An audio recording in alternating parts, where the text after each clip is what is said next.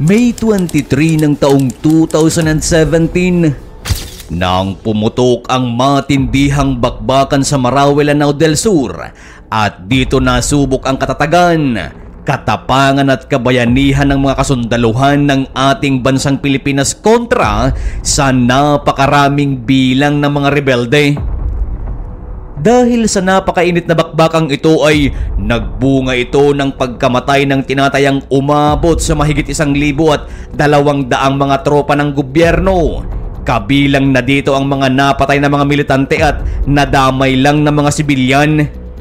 Sa mahigit 1,000 namatay sa bakbakan ay 165 dito ay miyembro ng AFP o Armed Forces of the Philippines.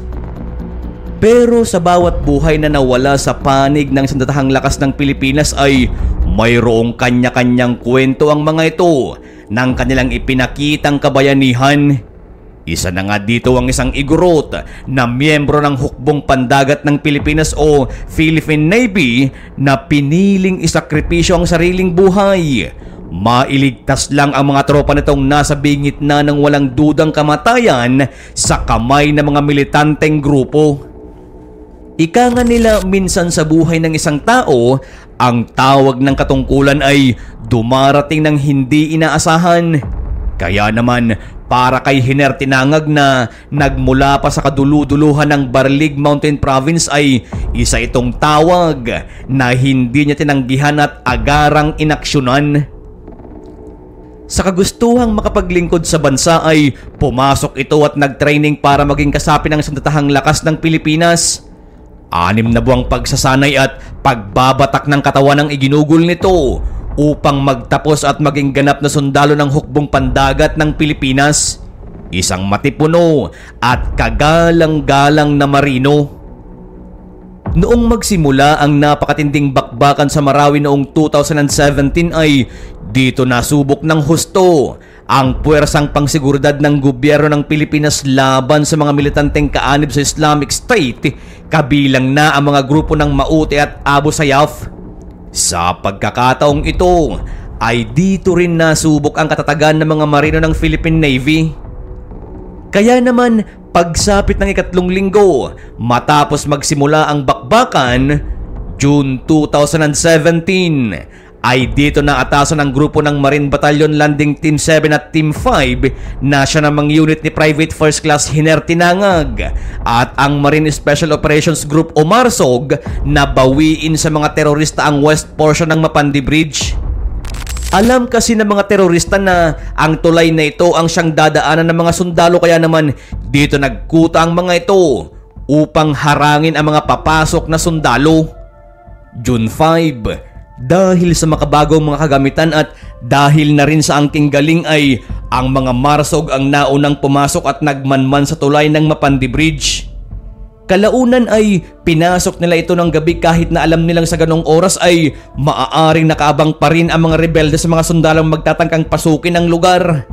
Hindi nga sila nagkamali dahil pagpasok ng mga ito ay agad na sumalubong sa kanila ang naglalakasang putok ng baril ng mga kalaban. Subalit lingid sa kaalaman ng mga terorista na estratehiya lang pala ito ng mga marino upang malaman nila kung saan sila eksaktong nagkukuta. Nang makumpirma nga ng mga ito ang kanilang eksaktong lokasyon ay dito pansamantalang umatras muna ang MARSOG at sa mga sumunod na araw ay humingi sila ng tulong sa Air Force upang maghulog ng bomba gamit ang mga eroplanong pandigma sa eksaktong buildings o lokasyon ng mga rebelde. Sa ginawang estratehiyang ito ng Philippine Navy ay tagumpay na nakapasok ang Marine Battalion Landing Team 7 at MARSOG sa Mapandi Bridge at nakubkob ang ilang mga buildings na pinagkukutahan ng mga rebelde malapit sa tulay. June 9, 2017, matapos ang ilang araw at matagumpay na pag-ukupa ng mga tropa ng mga marino sa ilang mga buildings at kabahayan malapit sa Mapandi Bridge ay nagsagawa naman ang mga rebelde ng mga sorpresang pag-atake sa kanila. Habang nasa loob kasi ng isang bahay ang tropa ng mga marino ay sunod-sunod na hinagisan sila ng Molotov cocktail o ang pangpasabog ng mga kalaban na naging dahilan upang magkaroon ng sunog sa loob nito. Dahil dito ay walang ibang naging choice ang mga sundalo kundi ang tumakbo palabas, subalit ang isa sa mga naging problema nila ay nakaabang na pala ang mga sniper at ang mga naglalakasang armas ng kalaban sa kanila na naging dahilan upang ang ilan sa mga tropa ng mga marino ay tamaan ng bala. Dahil sa hindi nila alam kung saan ang lokasyon ng mga kalaban at hindi rin nila alam kung saan nanggagaling ang mga bala ay ang ilan sa kanila ay nagsipagtago sa loob ng mga buildings at ang iba naman ay nagtungo sa ibabang parte o ilalim ng Mapandi Bridge upang doon magtago. Dahil sa nangyaring ito ay agad na nagpadala ng tangke ang ibang unit upang kunin at saklolohan ang mga tinamaan. Pero ang problema ay hindi naman ito mapasok ang ilan pang naipit at tinamaan sa mga gusali. Dito na ngayon pumasok ang Marine Battalion Landing Team 5 na kinabibilangan ni Private First Class Hiner Tinangag upang magsagawa ng retrograde operation upang makalabas ang mga kapwa nila Marines at hindi tuluyang mapin down sa kanilang pinagtataguan. Dahil sa mahigpit na konsentrasyon ng mga sniper ng mga kalaban at sa naglalakas ang mga putok ng mga RPG at pagsabog ng mga Molotov cocktail ng mga rebelde ay talaga namang sobrang nahirapan ang Marine Battalion Landing Team 5 na mailabas ang tropa nilang sugatan at nasawi sa bakbakan. Pero sa puntong ito ay lakas loob na nagbolontaryo si PFC Hiner Tinangag at 3 pang kapwa niya marino at sinabing sila na ang bahalang maglalabas sa mga labi ng mga nasawi at mga sugatang tropa ng Marine Battalion 7 at Marsog. Dito ay nagpabalik-balik sila upang buhatin at kunin ang mga kapwa nila Marines na namatay at nasugatan dahil sa bakbakan. Subalit, nang sandaling magpahinga ang mga kasama nito, dala na rin siguro ng matinding pagod, ay buong tapang pa rin siyang tumakbo upang balikan pa ang mga naiwan pa nilang mga kasama. Hindi na niya inalintana kung tamaan din siya ng bala, basta't ang nasa isip niya ay kailangang makuha pa niya ang ilan pang natitirang sugatan at namatay nilang mga tropa. Noong una ay nakabalik pa naman siya ng ligtas.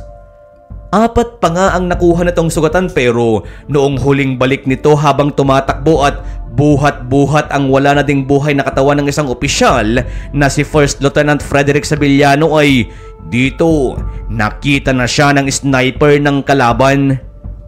Agad siyang inasinta nito at sa kasamaang palad, mga kaibigan, ay tinamaan ito sa kanyang tiyan. Maya-maya pa ay isang malakas pa na pagsabog ng granada ang sumabog malapit sa kanya.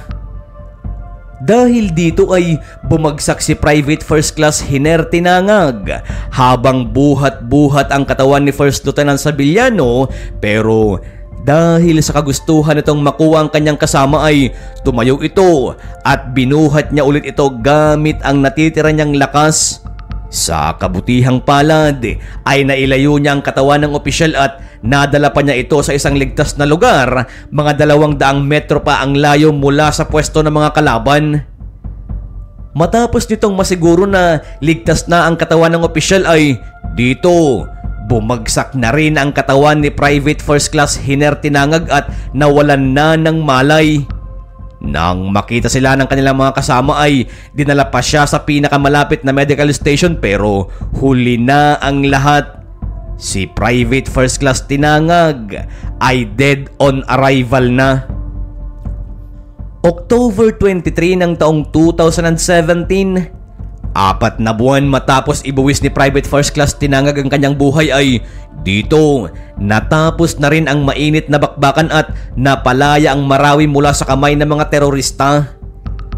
Dahil sa ginawa niyang kabayanihan, mailigtas lang ang kanyang mga kasama at sa pag-recover nito sa katawan ng isang opisyal ay itinaas ang ranggo niya bilang korporal at naging kandidato siya para igawad ang pinakamataas na parangal sa AFP, at ito ay ang Medal of Valor.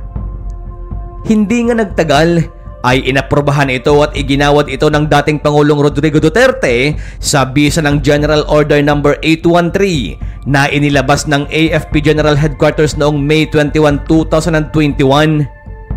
Ang kwento ni Corporal Hiner Tinangag ay isang pagpapatunay na ang mga sundalo ng ating bansa ay sadyang maaasahan at kaya nitong ibuwis ang sarili nitong buhay, alang-alang sa buhay ng mas nakararami. Respeto at mataas na pagsaludo sa iyo, Corporal Hiner Tinangag.